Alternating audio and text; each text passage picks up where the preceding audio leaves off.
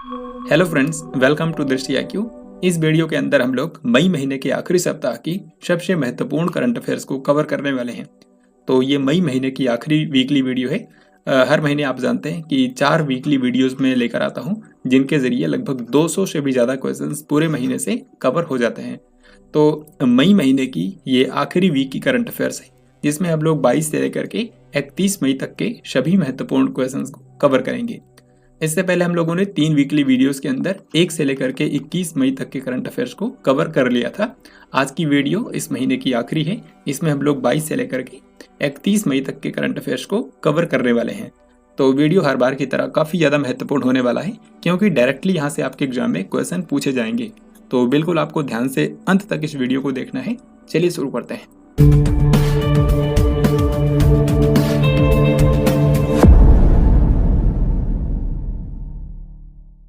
तो फ्रेंड्स, यहाँ पर आपके सामने आज का सबसे पहला क्वेश्चन है, निम्न में से किस लेखक ने अपनी पुस्तक टाइम शेल्टर के लिए अंतरराष्ट्रीय बुकर पुरस्कार 2023 को जीता है।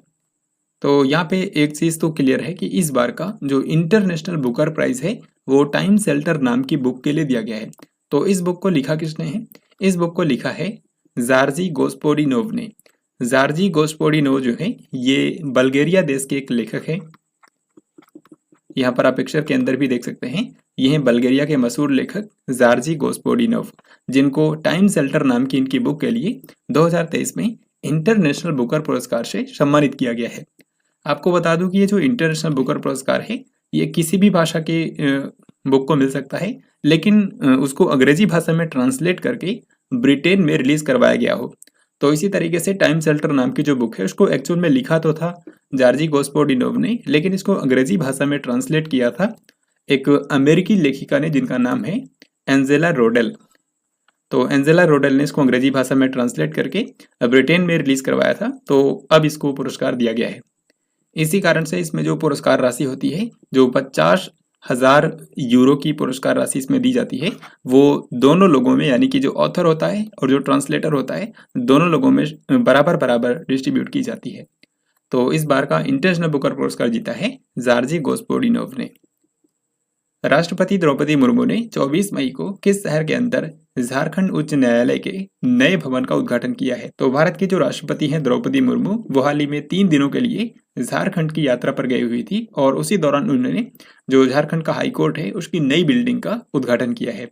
तो ये रांची में बनाई गई है, झारखंड की राजधानी में। सो यहाँ पर आंसर हो जाएगा ऑप्शन नंबर ए। 22 मई 2023 को किस राज्य के मुख्यमंत्री ने जयसमंद वन्यजीव अभयारण्य में जंगल सफारी का उद्घाटन किया है? तो इस क्वेश्चन का आंसर करना काफी आसान है, क्योंकि आप जानते हैं कि जयसमंद वाइल्ड लाइफ सेंचुरी जो है ये राजस्थान में है। राजस्थान के उदयपुर में है ये, और यहीं पर जंगल सफारी का हाल ही में उद्घाटन किया है राजस्थान के मुख्यमंत्री अशोक गहलोत ने। तो यहाँ पे पर्यटन को बढ़ावा मिलेगा। सो आपको बताना है राजस्थान। ये क्वेश्चन अपॉइंटमेंट से है। आपको बताना है कि 2023-24 के लिए भारतीय उद्योग परिसंघ का अध्यक्ष किसे नियुक्त किया गया है?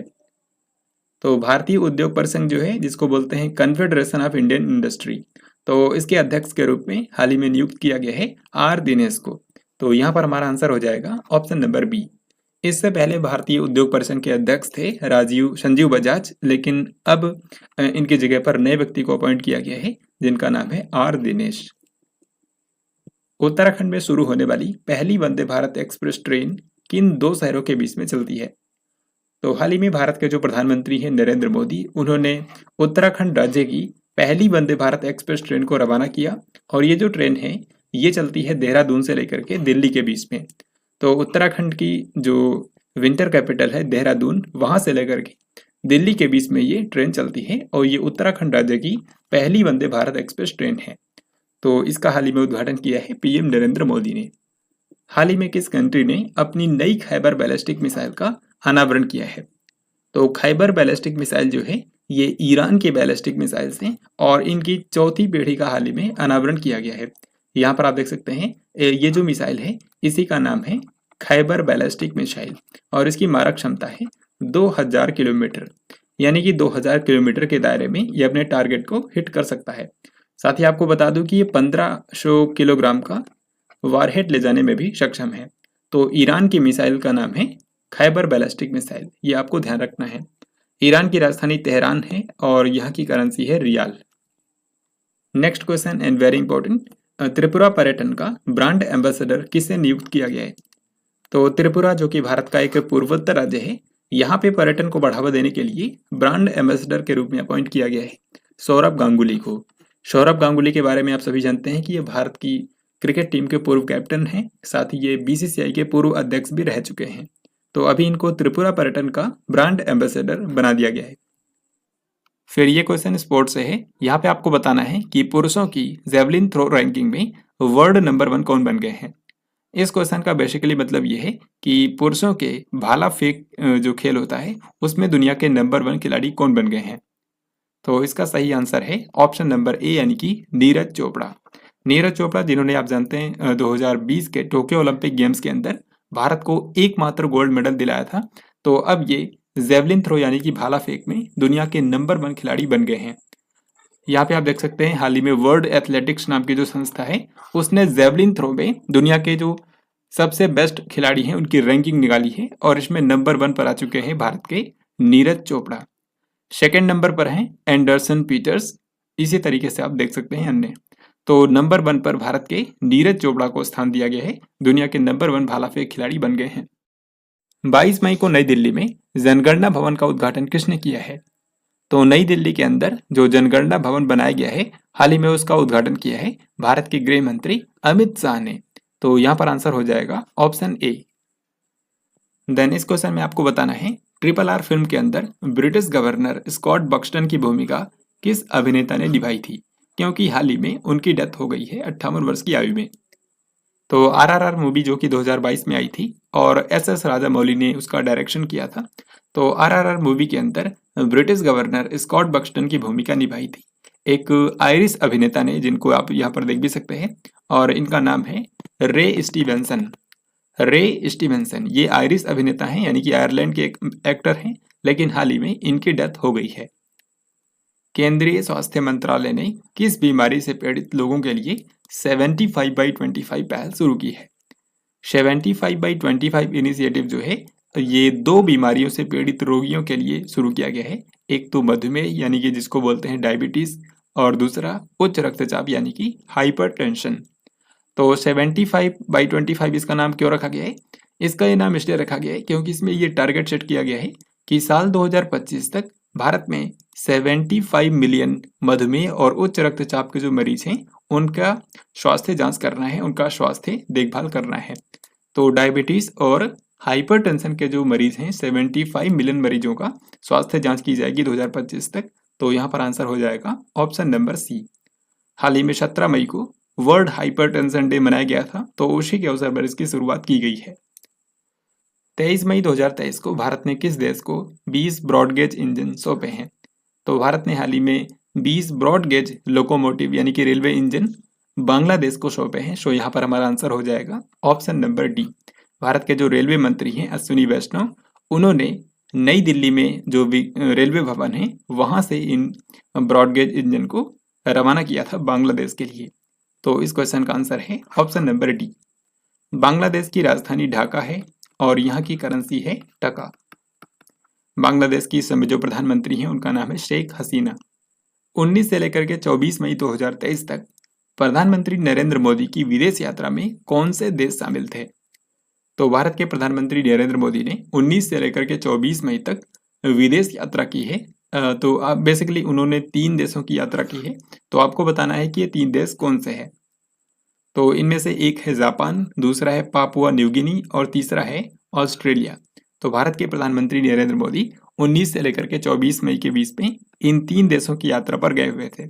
सबसे पहले वो गए थे जापान में, जहाँ पे G7 शिखर सम्मेलन का भी आयोजन किया गया था और यहाँ पर क्वाड शिखर सम्मेलन का भी आयोजन किया गया था। फिर वो गए थे पापुआ न्यू गिनी में और आखिर में गए थे ऑस्ट्रेलिया के अंदर। तो यहाँ पर हमारा आंसर हो जाएगा ऑप्शन नंबर सी। अब यहाँ पर मैं आपको दिखाता हूँ कि प्रधानमंत्री नरेंद्र मोदी की इस विजिट के बारे में आपको कौन कौन सी महत्वपूर्ण बातें याद रखनी है। सबसे पहली चीज आपको ध्यान रखना है कि प्रधानमंत्री नरेंद्र मोदी ने जापान, पापुआ न्यू गिनी और ऑस्ट्रेलिया की यात्रा की है। इसमें जब वो सबसे पहले जापान में गए तो जापान का जो हिरोशिमा है, जहाँ पे 1945 के अंदर अमेरिका ने परमाणु बम गिराया था, वहीं पे इस बार का G7 शिखर सम्मेलन आयोजित किया गया था, तो उसमें भी भारत के प्रधानमंत्री नरेंद्र मोदी ने पार्टिसिपेट किया, क्योंकि इंडिया को एक चीफ गेस्ट कंट्री के रूप में इनवाइट किया गया था। फिर यहीं पर क्वाड लीडर्स का जो सम्मेलन है उसका तीसरा संस्करण भी आयोजित किया गया था, तो उसमें भी भारत के प्रधानमंत्री नरेंद्र मोदी ने हिस्सा लिया है। यहाँ पे जापान के हिरोशिमा में ही जब पीएम नरेंद्र मोदी थे तो वहां पर उन्होंने महात्मा गांधी की एक प्रतिमा का भी अनावरण किया है। जापान के बाद पीएम मोदी गए थे पापुआ न्यू गिनी। ये जो पापुआ न्यू गिनी कंट्री है ये ओशिनिया महाद्वीप के अंदर एक आइलैंड कंट्री है। तो यहाँ पर प्रधानमंत्री नरेंद्र मोदी ने जो forum for India Pacific islands cooperation है उसका तीसरा सम्मेलन आयोजित किया गया था, तो उसमें पीएम मोदी ने पार्टिसिपेट किया। यहाँ पे आपको बता दूं कि यह किसी भी भारत के प्रधानमंत्री की पापुआ न्यू गिनी की पहली यात्रा है। इससे पहले भारत का कोई भी prime minister Papua New Guinea की यात्रा पर नहीं गया था। देन इसके बाद फिर गए वो ऑस्ट्रेलिया के अंदर, और ऑस्ट्रेलिया में वहाँ के जो प्रधानमंत्री हैं एंथनी अल्बनीज, उनके साथ में द्विपक्षीय बैठक की। साथ ही में पीएम मोदी ने वहाँ पर भारतीय समुदाय को भी संबोधित किया। अगर आपने मेरी इससे पहली वाली वीडियो देखी होगी, 3rd वीक की वीडियो, तो वहां पर मैंने आपको बताया था कि इस बार का जो क्वाड लीडर्स का सम्मेलन है उसका मेजबान ऑस्ट्रेलिया था, लेकिन क्योंकि अमेरिका के जो राष्ट्रपति हैं वो ऑस्ट्रेलिया नहीं जा पाए थे, इसी कारण से इस बार की जो क्वाड लीडर्स की सम्मेलन है वो जापान के हिरोशिमा में ही आयोजित कर लिया गया था। फिर अगला सवाल इसी से रिलेटेड है, इसी विजिट से रिलेटेड आपको बताना है कि forum for India Pacific islands cooperation के तीसरे शिखर सम्मेलन की मेजबानी किस शहर ने की। Forum for India Pacific islands cooperation जो है इसमें टोटल 14 देश आते हैं। इंडो पैसिफिक के टोटल 14 आइलैंड कंट्रीज इसके मेंबर हैं। भारत भी इसका एक सदस्य है। तो इनका हाल ही में जो सम्मेलन हुआ है वो आयोजित किया गया था पोर्ट मोरेस्बी में। पोर्ट मोरेस्बी कहाँ है? ये जो पापुआ न्यू गिनी मैंने आपको बताया था, पापुआ न्यू गिनी उसी की राजधानी है। तो यहीं पर पीएम मोदी गए थे और यहीं पर इस सम्मेलन का आयोजन किया गया था भारत और पापुआ न्यू गिनी की सह मेजबानी में। हाल ही में प्रधानमंत्री नरेंद्र मोदी को किन 2 देशों ने अपना सर्वोच्च सम्मान प्रदान किया है? तो जैसा कि अभी मैंने आपको बताया कि PM Modi Papua New Guinea की यात्रा पर गए हुए थे, तो जब वो पापुआ न्यू गिनी की यात्रा पर थे तो उसी दौरान फिजी कंट्री और पापुआ न्यू गिनी ये दोनों ही ओशिनिया महाद्वीप में आइलैंड कंट्री हैं। इन दोनों कंट्रीज ने ही अपना अपना सर्वोच्च नागरिक सम्मान पीएम नरेंद्र मोदी को प्रदान किया है। यहाँ पर आप दोनों पिक्चर देख सकते हैं। फिजी के द्वारा ये फिजी का सर्वोच्च सम्मान पीएम मोदी को दिया गया है और इधर पापुआ न्यू गिनी का सर्वोच्च सम्मान पीएम मोदी को दिया गया है। फिजी का जो सर्वोच्च नागरिक सम्मान है उसका नाम है the companion of the order of Fiji. इसी तरीके से पापुआ न्यू गिनी का जो सर्वोच्च सम्मान है उसको बोलते हैं grand companion of order of लोगोहू। तो ये दोनों पुरस्कार पीएम नरेंद्र मोदी को दिए गए हैं। तो यहाँ पर आंसर हो जाएगा option number D. Papua New Guinea के बारे में मैंने आपको बताया कि यहाँ की राजधानी है पोर्ट मोरेस्बी और फिजी की जो राजधानी है उसका नाम है सुवा। आपको पता होगा कुछ समय पहले भारत के जो विदेश मंत्री हैं डॉक्टर एस जयशंकर, वो फिजी की यात्रा पर गए हुए थे और क्योंकि यहाँ की जो राजधानी है सुवा, वहाँ पे 12वां विश्व हिंदी सम्मेलन इस बार आयोजित किया गया था। तो ये बात भी आपको याद रखनी है। भारत ने ऑस्ट्रेलिया के किस शहर में भारत का नया वाणिज्य दूतावास खोलने की घोषणा की है? तो जिस दौरान भारत के प्रधानमंत्री नरेंद्र मोदी ऑस्ट्रेलिया की यात्रा पर थे तो उसी दौरान उन्होंने अनाउंस किया कि ऑस्ट्रेलिया का जो ब्रिस्बेन शहर है वहां पर भारत का एक नया वाणिज्य दूतावास ओपन किया जाएगा।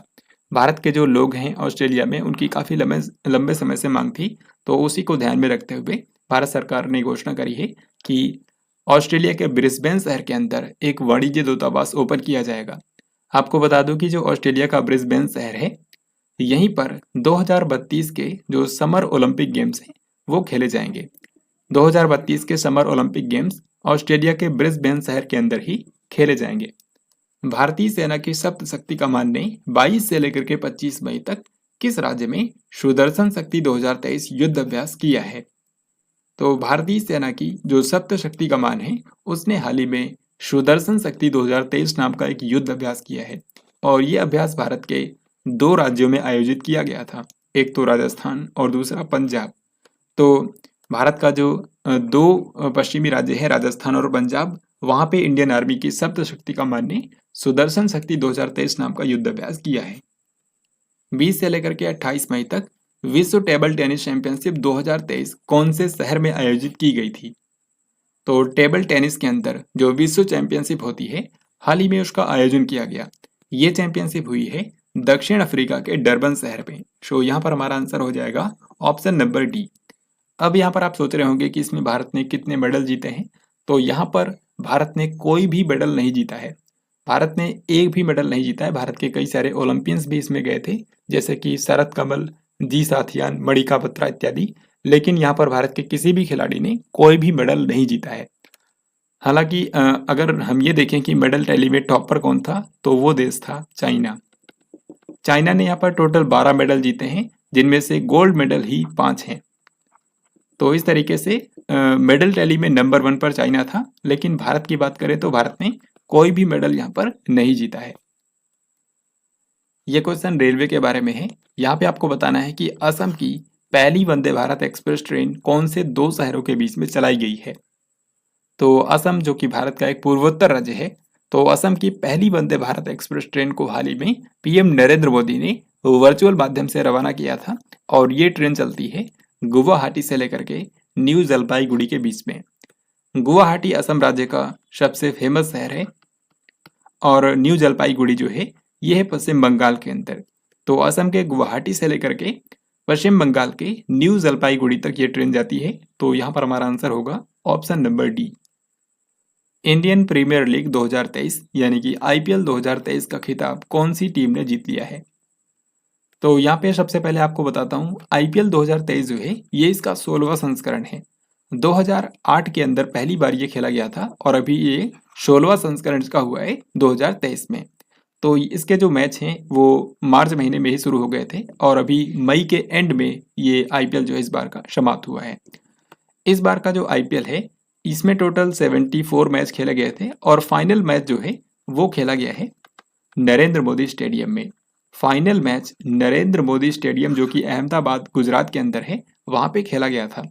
और फाइनल मुकाबला हुआ किसके बीच में था, तो जो चेन्नई सुपर किंग्स टीम है और जो गुजरात टाइटंस टीम है, इन दोनों के बीच में फाइनल मुकाबला हुआ था, जिसको चेन्नई सुपर किंग्स ने 5 विकेट से गुजरात टाइटंस को हरा करके जीत दिया है। तो यहाँ पे विजेता बनी है चेन्नई सुपर किंग्स और चेन्नई सुपर किंग्स का ये 5वां खिताब है, यानी कि 5वीं बार चेन्नई सुपर किंग्स ने आईपीएल को जीता है। तो यहाँ पर क्या पूछा गया है, यहाँ पर पूछा गया है कि विजेता कौन रहा है। विजेता रहा है चेन्नई सुपर किंग्स और चेन्नई सुपर किंग्स के कैप्टन कौन है, महेंद्र सिंह धोनी। ये बात भी आपको याद रखनी है। यहाँ पे आप देख सकते हैं, यहाँ पर मैंने कुछ मेन पॉइंट्स को लिख दिया है इस बार के आईपीएल से रिलेटेड, जो कि आपको बिल्कुल ध्यान रखना है। सबसे पहली बात, इस बार का जो आईपीएल है उसका टाइटल स्पॉन्सर था टाटा ग्रुप। ये आयोजन किया गया था 31 मार्च से लेकर के 29 मई के बीच में, जो कि इसका 16वां संस्करण था। भारत के 12 अलग अलग शहरों में इसका आयोजन किया गया था।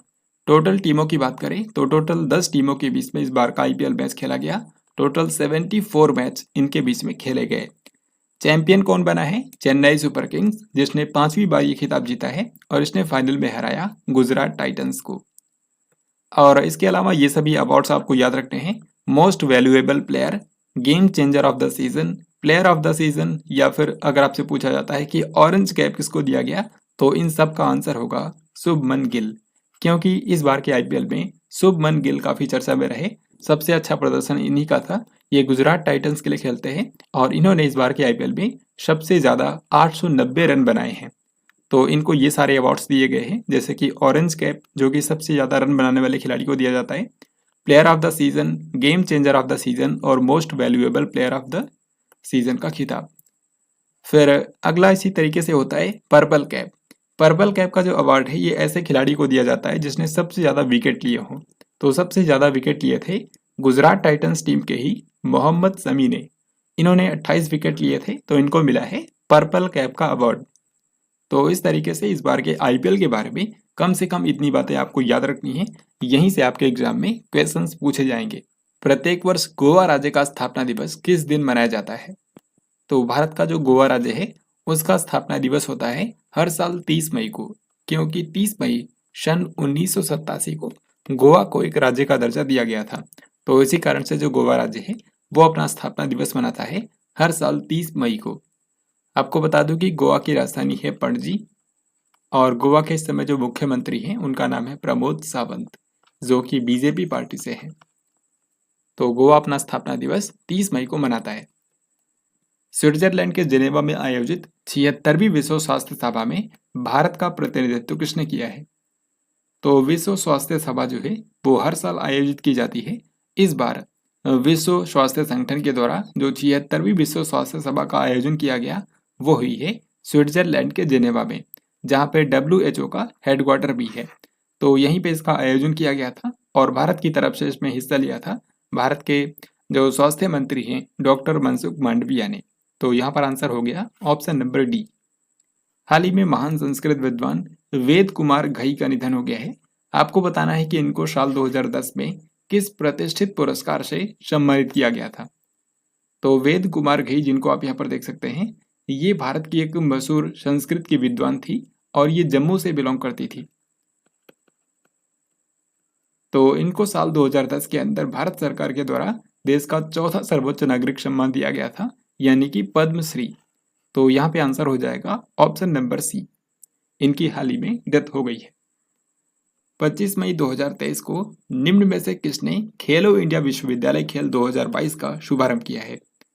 खेलो इंडिया यूनिवर्सिटी गेम्स 2022 ये इस बार इसका तीसरा संस्करण है, क्योंकि ये 2 बार ऑलरेडी हो चुका है। तीसरी बार खेलो इंडिया यूनिवर्सिटी गेम्स का हाल ही में आयोजन किया गया। तो इसका उद्घाटन किया था भारत के प्रधानमंत्री नरेंद्र मोदी ने। हालांकि ये उद्घाटन समारोह में शामिल नहीं हुए थे, वर्चुअली ही इन्होंने इसका उद्घाटन किया है। तो खेलो इंडिया यूनिवर्सिटी गेम्स इस बार कहाँ पर हुए हैं? इसका आयोजन किया गया है उत्तर प्रदेश में। उत्तर प्रदेश के 4 शहरों में इसका आयोजन किया गया। एक तो यहाँ की राजधानी लखनऊ, दूसरा वाराणसी, तीसरा गोरखपुर और चौथा नोएडा। तो 4 शहरों में इसका आयोजन किया गया है यूपी के। इसके अलावा ये भी आपको याद रखना है कि ये इसका तीसरा संस्करण है और इसमें टोटल खेल शामिल किए गए थे 21। यहाँ पर इससे रिलेटेड मैं आपको कुछ मेन पॉइंट्स बताता हूँ। जैसे कि ये इसका तीसरा संस्करण था। 25 मई से लेकर के 3 जून के बीच में इसका आयोजन किया गया। आयोजन स्थल की बात करें तो उत्तर प्रदेश के 4 शहरों को चुना गया था, लखनऊ, वाराणसी, गोरखपुर और गौतम बुद्ध नगर। गौतम बुद्ध नगर को ही नोएडा बोलते हैं। फिर अगर हम यहाँ पर शामिल खिलाड़ियों की बात करें तो 200 से भी ज़्यादा यूनिवर्सिटीज़ के लगभग 4750 से भी ज़्यादा एथलीटों ने इसमें हिस्सा लिया। टोटल इसमें खेल शामिल किए गए थे 21। उद्घाटन किया है पीएम मोदी ने और इसका शुभंकर यानी कि मैस्कट की बात करें तो इसका शुभंकर है जीतू, जो कि उत्तर प्रदेश का जो राजकीय पशु है बारहसिंगा, उसको रिप्रेजेंट करता है। तो ये सारी बातें आपको खेलो इंडिया यूनिवर्सिटी गेम्स के बारे में याद रखना है। 2023 से लेकर के 2025 तक के लिए internet and mobile association of India का अध्यक्ष किसे को चुना गया है? Internet and mobile association of India का अध्यक्ष चुना गया है हर्ष जैन को। यहाँ पर आंसर हो जाएगा option number A.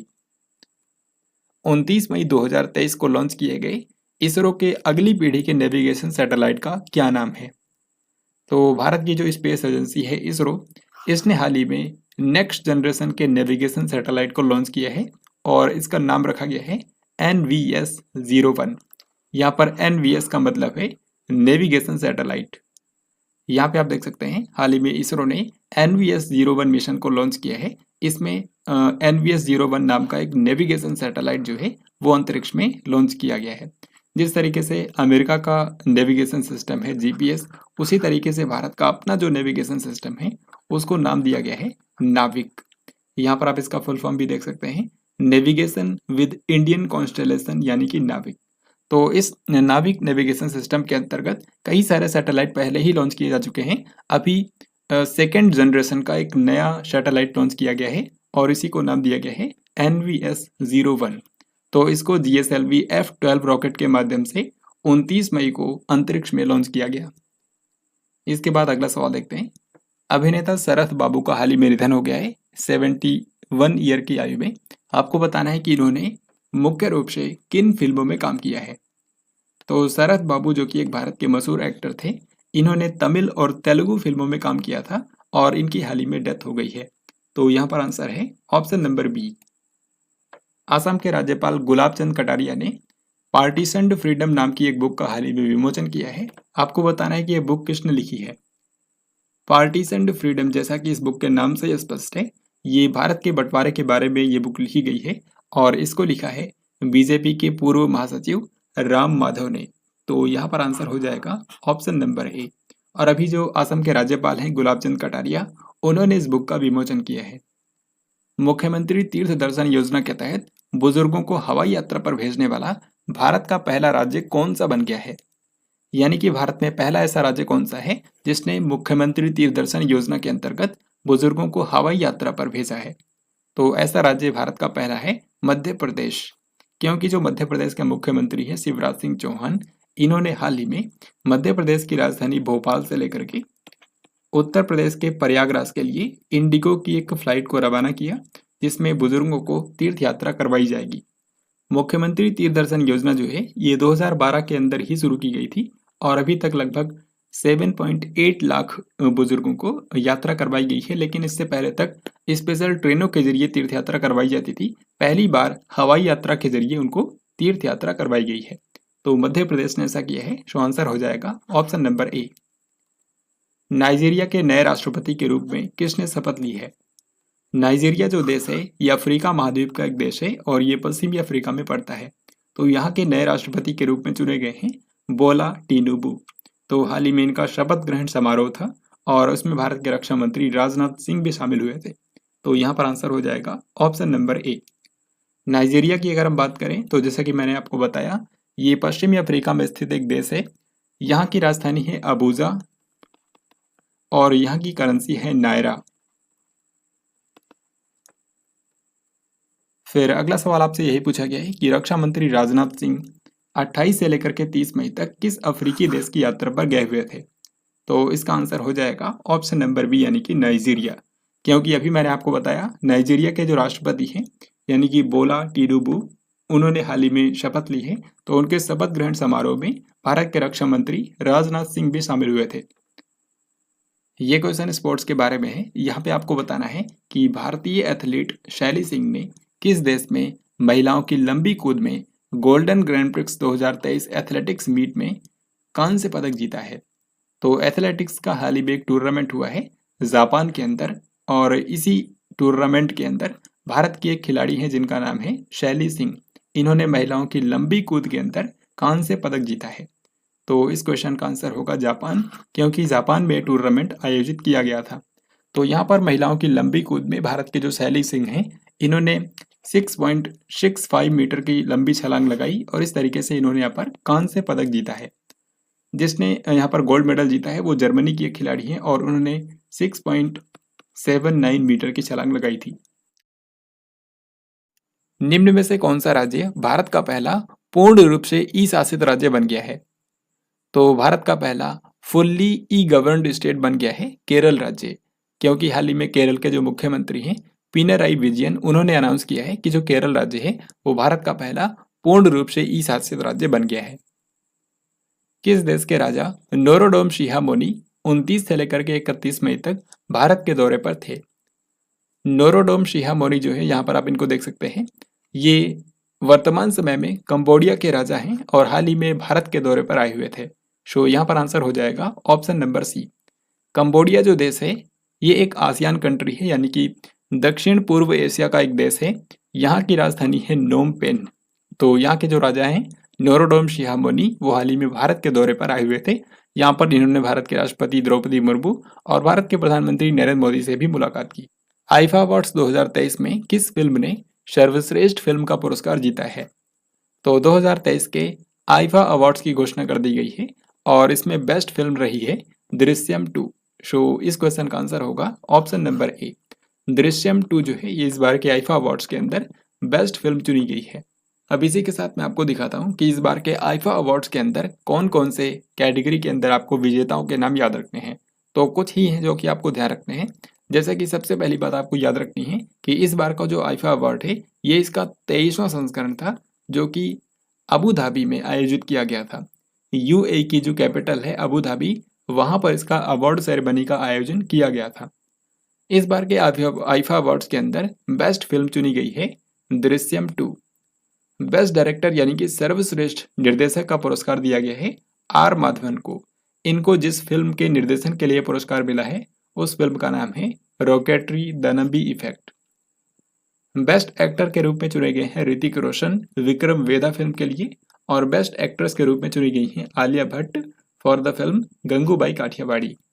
Best supporting actor का अवार्ड दिया गया है अनिल कपूर को, और बेस्ट सपोर्टिंग एक्ट्रेस का अवार्ड दिया गया है मौनी रॉय को। तो इस बार के आईफा अवार्ड्स के बारे में यही कुछ मेन अवार्ड्स हैं जो कि आपको ध्यान रखने हैं। तो यहाँ पर आप देख सकते हैं अगला क्वेश्चन इसी से रिलेटेड है। आपको बताना है कि आईफा अवार्ड्स 2023 के अंदर सर्वश्रेष्ठ निर्देशक के रूप में किसको सम्मानित किया गया है। तो बेस्ट डायरेक्टर का अवार्ड दिया गया है रॉकेटरी फिल्म के लिए आर माधवन को। तो यहाँ पर आंसर हो जाएगा option number C. IIFA awards 2023 के अंदर सर्वश्रेष्ठ अभिनेता का पुरस्कार किसको दिया गया है। बेस्ट एक्टर के बारे में यहाँ पर पूछा गया है, तो इस बार के सर्वश्रेष्ठ अभिनेता के रूप में चुने गए हैं ऋतिक रोशन। इनको विक्रम वेदा फिल्म के लिए चुना गया है। आईफा अवार्ड्स 2023 में सर्वश्रेष्ठ अभिनेत्री का पुरस्कार किसको मिला है। तो बेस्ट एक्ट्रेस का अवार्ड दिया गया है आलिया भट्ट को। इनको गंगूबाई काठियावाड़ी फिल्म के लिए चुना गया है। फिर इस क्वेश्चन में आपको बताना है कि दुनिया का सबसे बड़ा कार निर्यातक देश कौन सा बन गया है, यानी कि वो कौन सा देश है जो कि कार का सबसे बड़ा एक्सपोर्टर बन गया है। तो ये देश है चीन।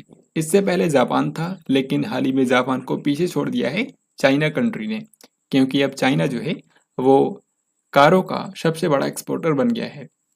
4 जुलाई 2023 को एससीओ परिषद के राष्ट्र अध्यक्षों का 23वां शिखर सम्मेलन किस देश की अध्यक्षता में आयोजित किया जाएगा। तो इस क्वेश्चन का आंसर आप इजीली कर सकते हैं, क्योंकि आप सभी जानते हैं कि 2023 के अंदर एससीओ की जो अध्यक्षता है वो भारत को दी गई है। तो 2023 में जो भी एससीओ की मीटिंग्स होंगी वो भारत की ही अध्यक्षता में आयोजित की जाएंगी।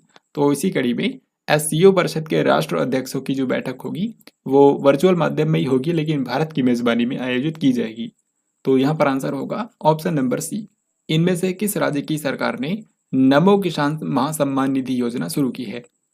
नमो किसान महासम्मान निधि योजना जो है इसको शुरू किया है महाराष्ट्र की सरकार ने।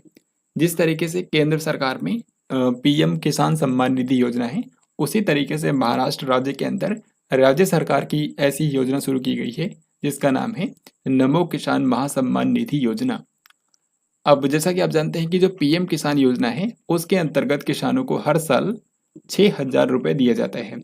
2-2 हजार रुपए की 3 किस्तों में टोटल 6,000 रुपए सालाना दिए जाते हैं।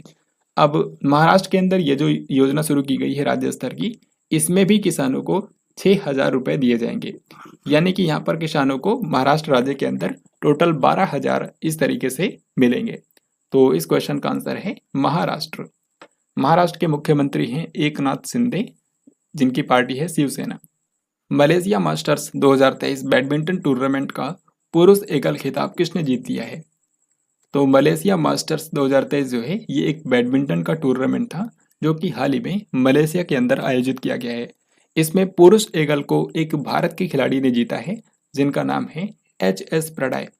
तो इस क्वेश्चन का आंसर है ऑप्शन बी।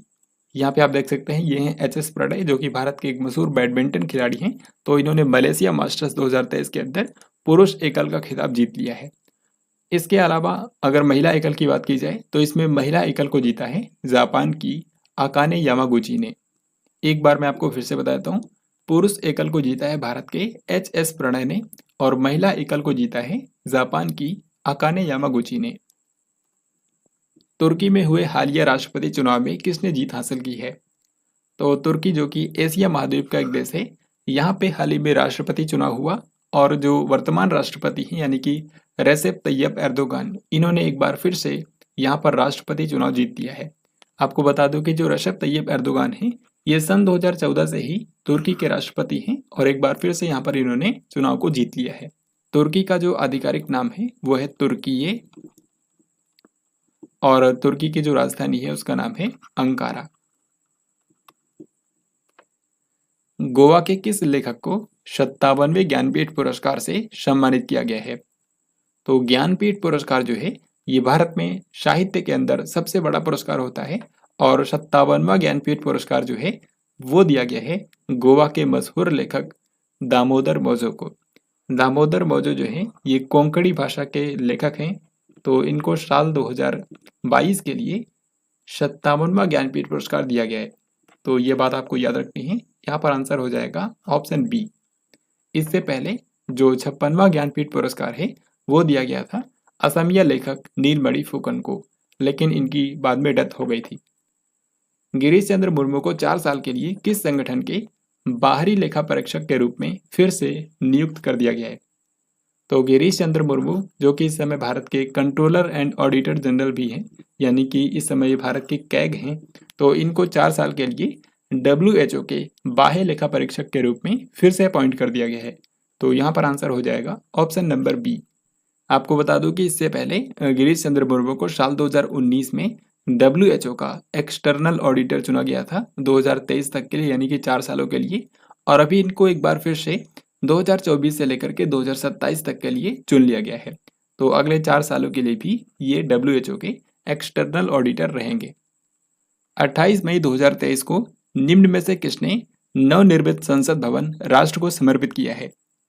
तो जैसा कि आप जानते हैं कि भारत की नई पार्लियामेंट बिल्डिंग बनाई गई है। सेंट्रल विस्टा परियोजना के अंतर्गत भारत की नई पार्लियामेंट बिल्डिंग का निर्माण किया गया है और इसका हाल ही में उद्घाटन किया है भारत के प्रधानमंत्री नरेंद्र मोदी ने। सो यहाँ पर आंसर हो जाएगा ऑप्शन नंबर ए। आपको बता दूं कि जो पुरानी पार्लियामेंट की बिल्डिंग थी उसको 1927 के अंदर बनाया गया था और लगभग इसको 100 साल पूरे होने वाले हैं। तो अब की ज़रूरतों के आधार पर जो पार्लियामेंट की नई बिल्डिंग है उसको बनाया गया है। यहाँ पर आप देख सकते हैं नई पार्लियामेंट बिल्डिंग के बारे में, जैसे कि 28 मई 2023 को प्रधानमंत्री नरेंद्र मोदी ने नए संसद भवन का उद्घाटन किया है। ये जो नया संसद भवन बनाया गया है ये 65,000 वर्ग मीटर में फैला हुआ है और सेंट्रल विस्टा पुनर्विकास परियोजना के अंतर्गत इसको बनाया गया है। पीएम नरेंद्र मोदी ने ही 2020 के अंदर 10 दिसंबर 2020 को नए संसद भवन की आधारशिला रखी थी। तो अभी ये बनकर तैयार हो गया था और 28 मई 2023 को इसका उद्घाटन किया गया है। यहाँ पे आप देख सकते हैं जो नई संसद भवन बनाई गई है इसको भविष्य की आवश्यकताओं को ध्यान में रखते हुए यहाँ पर नए भवन के अंदर लोकसभा में 888 सीटों की व्यवस्था है और राज्यसभा में 384 सदस्यों के बैठने की व्यवस्था है। यानी कि लोकसभा के अंदर 888 सदस्य बैठ सकते हैं जबकि राज्यसभा के अंदर 384। यहाँ पर एक और महत्वपूर्ण चीज हुई है कि जो नया संसद भवन बनाया गया है उसमें लोकसभा अध्यक्ष की सीट के पास में ऐतिहासिक स्वर्ण राजदंड स्थापित किया गया है जिसको बोलते हैं सेंगोल। तो चोल वंश के टाइम पर जब एक राजा दूसरे राजा को सत्ता हस्तांतरित करता था तो एक राजदंड दिया जाता था जिसको बोलते हैं सेंगोल। तो इसी तरीके से जब भारत आज़ाद हुआ था 15 अगस्त 1947 को, तो लॉर्ड माउंटबेटन ने भारत के जो पहले प्रधानमंत्री थे यानी कि पंडित जवाहरलाल नेहरू, उनको भी एक सेंगोल भेंट किया था। तो वही जो सेंगोल है वो इलाहाबाद के म्यूजियम में रखा गया था और अभी उसको निकाल करके जो नया संसद भवन बनाया गया है उसमें लोकसभा अध्यक्ष की सीट के पास में उसको स्थापित किया गया है पीएम नरेंद्र मोदी के द्वारा। तो इस चीज़ के बारे में भी आपको ध्यान रखना है। फिर इसी से रिलेटेड कुछ और क्वेश्चन देखते हैं, जैसे कि यहाँ पर पूछा गया है नई संसद भवन के उद्घाटन को चिन्हित करने के लिए पीएम नरेंद्र मोदी ने कितने रुपए का स्मारक सिक्का जारी किया है? तो नई संसद भवन के उद्घाटन को चिन्हित करने के लिए पीएम नरेंद्र मोदी ने 75 रुपए का कॉइन जारी किया है, क्योंकि आज़ादी का अमृत महोत्सव मनाया जा रहा है तो उसी के अवसर पर 75 रुपए का स्मारक सिक्का जारी किया गया है, जिसको यहाँ पर आप देख भी सकते हैं। इसमें नया संसद भवन जो है उसकी तस्वीर दिखाई गई है। देन इसके बारे में ऑलरेडी मैंने आपको बता दिया है। यहाँ पर क्वेश्चन में पूछा गया है कि नए संसद भवन के उद्घाटन के अवसर पर पीएम नरेंद्र मोदी ने लोकसभा अध्यक्ष की सीट के समीप सेंगोल की स्थापना की है। आपको बताना है कि ये सेंगोल क्या है। तो सेंगोल एक राजदंड है। सो यहाँ पर आंसर हो जाएगा option number B, option number D. और आपको बता दूं कि ये जो सेंगोल है ये सोने और चांदी से बना हुआ है, तो इसको लोकसभा अध्यक्ष की सीट के पास में पीएम मोदी के द्वारा स्थापित किया गया है। यहाँ पर आप पिक्चर के अंदर भी देख सकते हैं। Solar energy corporation of India limited यानी कि सेकी इसको बोलते हैं शॉर्ट में, solar energy corporation of India, जो कि भारत में सौर ऊर्जा को बढ़ावा देने के लिए काम करता है। आपको बताना है कि इसके नए मैनेजिंग डायरेक्टर के रूप में किसे नियुक्त किया गया है। Solar energy corporation of India के नए मैनेजिंग डायरेक्टर बन गए हैं अजय यादव। सो यहाँ पर आंसर है ऑप्शन सी। कर्नाटक बैंक के एमडी और सीईओ के रूप में किसे नियुक्त किया गया है? तो कर्नाटक बैंक के नए एमडी और सीईओ बन गए हैं श्री कृष्ण हरिहर शर्मा। श्री कृष्ण हरिहर शर्मा, इससे पहले भी यही थे, एक बार फिर से इनको अपॉइंट कर दिया गया है। महाराष्ट्र के अहमदनगर जिले के लिए प्रस्तावित नया नाम क्या है? तो महाराष्ट्र का एक अहमदनगर जिला है जिसको आप यहाँ पर मैप के अंदर भी देख सकते हैं। तो अहमदनगर जिले को जो नया नाम दिया गया है वो है अहिल्या देवी नगर। अहिल्या देवी नगर अहमदनगर का नया नाम होगा। यूनिवर्सल पोस्टल यूनियन यानी कि यूपीयू का क्षेत्रीय कार्यालय भारत में कहाँ पर स्थापित किया जाएगा? यूनिवर्सल पोस्टल यूनियन जो है ये यूनाइटेड नेशन की ही एक एजेंसी है और इसका मुख्यालय स्विट्जरलैंड के बर्न शहर के अंदर स्थित है। तो हाल ही में क्या हुआ है, यूनिवर्सल पोस्टल यूनियन का एक क्षेत्रीय कार्यालय भारत में बनाया जाएगा और ये बनेगा नई दिल्ली के अंदर। सो यहाँ पर आंसर है ऑप्शन डी। हाल ही में महाराष्ट्र राज्य का स्माइल एम्बेसडर किसे अपॉइंट किया गया है? तो महाराष्ट्र राज्य का स्माइल एम्बेसडर नियुक्त किया गया है सचिन तेंदुलकर को। यहाँ पर आप इमेज के अंदर देख सकते हैं, महाराष्ट्र राज्य के अंदर स्माइल एम्बेसडर के रूप में अपॉइंट किया गया है सचिन तेंदुलकर को। तो महाराष्ट्र राज्य का जो स्वच्छ मुख अभियान है जिसके जरिए स्वच्छता के बारे में, मुख की स्वच्छता के बारे में लोगों को जागरूक किया जाएगा, तो इसी के लिए स्माइल एम्बेसडर बनाया गया है सचिन तेंदुलकर को। 31 मई 2023 को मनाए गए विश्व तंबाकू निषेध दिवस 2023 का विषय क्या है? वर्ल्ड नो टोबैको डे जो है यह हर साल 31 मई को मनाया जाता है और 2023 में इसकी थीम रखी गई है ग्रो फूड नॉट टोबैको, यानी कि भोजन का उत्पादन करें ना कि तंबाकू का। सो यहाँ पर आंसर होगा ऑप्शन नंबर डी। यहाँ पे आप देख सकते हैं मई महीने के आखिरी सप्ताह के अंदर ये सभी महत्वपूर्ण दिवस और थीम रहे हैं, इन सभी को आपको याद रखना है। जैसे कि 22 मई को मनाया गया है विश्व जैव विविधता दिवस यानी कि international day for biological diversity, जिसकी थीम है from agreement to action build back biodiversity. फिर इसके बाद 23 मई को मनाया गया है विश्व कछुआ दिवस यानी कि वर्ल्ड टर्टल डे। तो कछुओं के प्राकृतिक आवास के संरक्षण के बारे में जागरूकता बढ़ाने के लिए ये दिवस होता है। इस बार की थीम है आई लव टर्टल्स। फिर 25 मई को मनाया गया है विश्व थायराइड दिवस। थायराइड आप जानते हैं कि मानव शरीर की सबसे बड़ी अंतःस्रावी ग्रंथि है, तो इससे रिलेटेड जो रोग हैं उनके रोकथाम के लिए ये दिवस मनाया जाता है। फिर 29 मई को मनाया जाता है संयुक्त राष्ट्र शांति सैनिकों के लिए अंतर्राष्ट्रीय दिवस, यानी कि यूनाइटेड नेशन के जो पीस कीपर्स हैं उनके योगदान को सम्मानित करने के लिए ये दिवस होता है। 2023 में इसकी थीम रखी गई है पीस बिगिंस विद मी, यानी कि शांति की शुरुआत हमसे होती है। फिर 29 मई को मनाया जाता है अंतर्राष्ट्रीय एवरेस्ट दिवस, इंटरनेशनल एवरेस्ट डे। 31 मई को होता है विश्व तंबाकू निषेध दिवस यानी कि वर्ल्ड नो टोबैको डे, जिसकी थीम है ग्रो फूड नॉट टोबैको। ये काफी ज्यादा महत्वपूर्ण है। वित्त वर्ष 2022-23 के दौरान एनपीए प्रबंधन के मामले में किस बैंक को सर्वश्रेष्ठ बैंक के रूप में मान्यता दी गई थी? ये क्वेश्चन काफी महत्वपूर्ण है। सबसे पहले आपको बता दूं एनपीए का फुल फॉर्म होता है नॉन परफॉर्मिंग एसेट। तो एनपीए हर बैंक कम से कम रखना चाहते हैं, तो एनपीए को मैनेज करने में जो सबसे बेस्ट बैंक का अवार्ड मिला है वो मिला है बैंक ऑफ महाराष्ट्र को। तो यहाँ पर हमारा आंसर हो जाएगा ऑप्शन नंबर बी। पिछला वित्त वर्ष जो था वित्त वर्ष 2022-23 उसमें एनपीए मैनेजमेंट के मामले में सर्वश्रेष्ठ बैंक रहा है बैंक ऑफ महाराष्ट्र।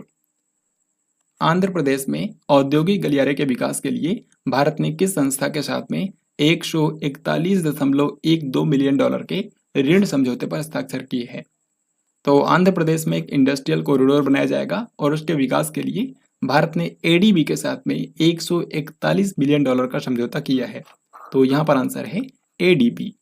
एडीबी का मतलब है एशियन डेवलपमेंट बैंक, जिसका मुख्यालय फिलीपींस की राजधानी मनीला में है।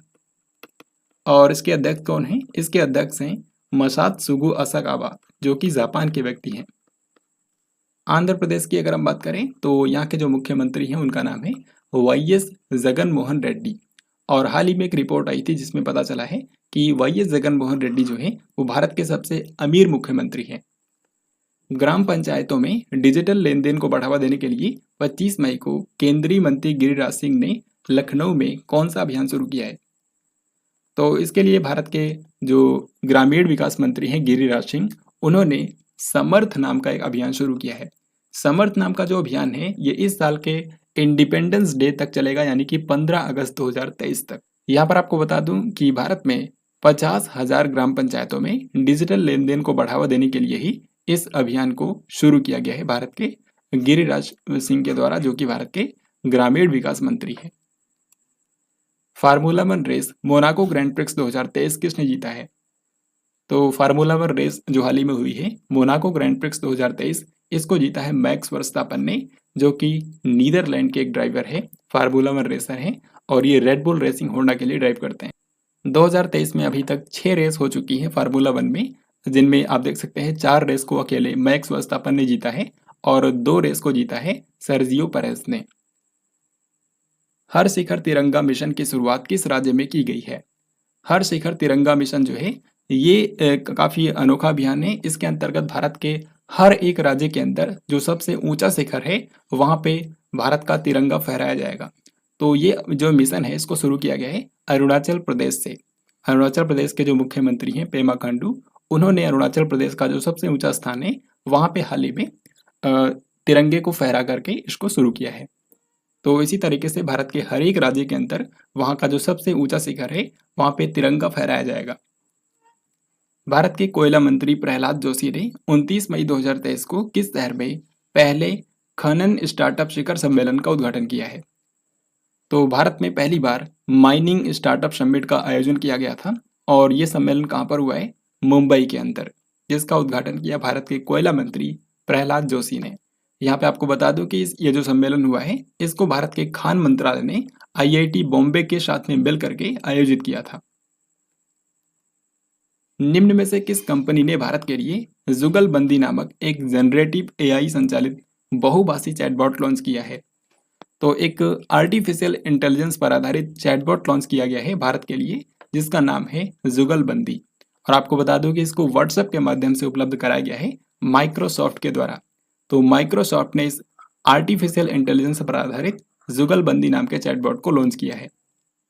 500 प्रमुख वैश्विक सुपर कंप्यूटिंग सूची में किस भारतीय सुपर कंप्यूटर को विश्व में वरीयता क्रम में 75वां स्थान दिया गया है?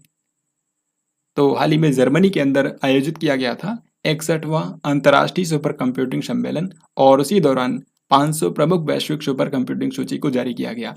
इस सूची में भारत की तरफ से एक AI बेस्ड जो सुपर कंप्यूटर है जिसका नाम है एरावत, उसको 75वां स्थान दिया गया है। यानी कि टॉप 100 में भारत का एक ही सुपर कंप्यूटर है जिसका नाम है एरावत। और आपको बता दूं कि इसको सीडैक पुणे के अंदर स्थापित किया गया है।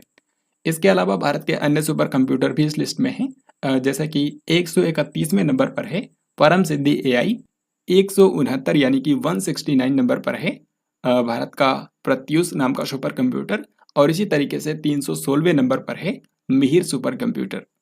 तो आपको याद रखना है 75वें नंबर पर है एरावत। दुबई ने किस वर्ष तक शून्य उत्सर्जन सार्वजनिक परिवहन प्राप्त करने का लक्ष्य रखा है? तो जैसा कि आप जानते हैं कि जो दुबई शहर है ये UAE का सबसे बड़ा शहर है। हालांकि यहाँ की राजधानी अबू धाबी है, लेकिन सबसे जो चर्चित शहर है उसका नाम है दुबई।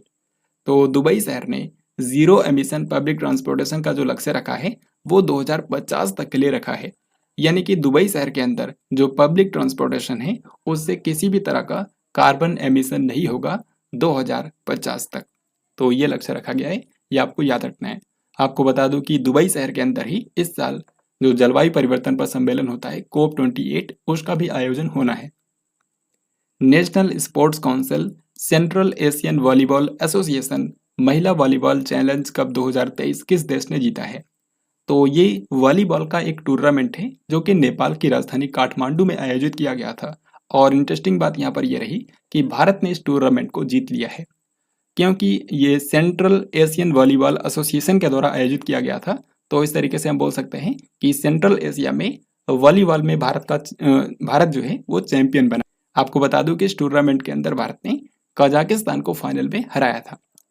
तो इस तरीके से फ्रेंड्स ये आज का लास्ट क्वेश्चन था। आई होप आपने इस वीडियो को ध्यान से देखा होगा। अब यहाँ पर आपके लिए 2 क्वेश्चन हैं जिनके आंसर आपको कमेंट बॉक्स में लिख करके बताने हैं। और इस तरीके से आज की इस वीडियो के अंदर हम लोगों ने पूरे मई महीने के आखिरी सप्ताह से करंट अफेयर्स के जितने भी महत्वपूर्ण क्वेश्चन बन सकते थे उन सभी को कवर कर लिया है। आई होप आपने इस वीडियो को ध्यान से देखा होगा। हम लोग जल्द ही किसी अन्य वीडियो के अंदर मिलेंगे। तब तक के लिए जय हिंद, वंदे मातरम।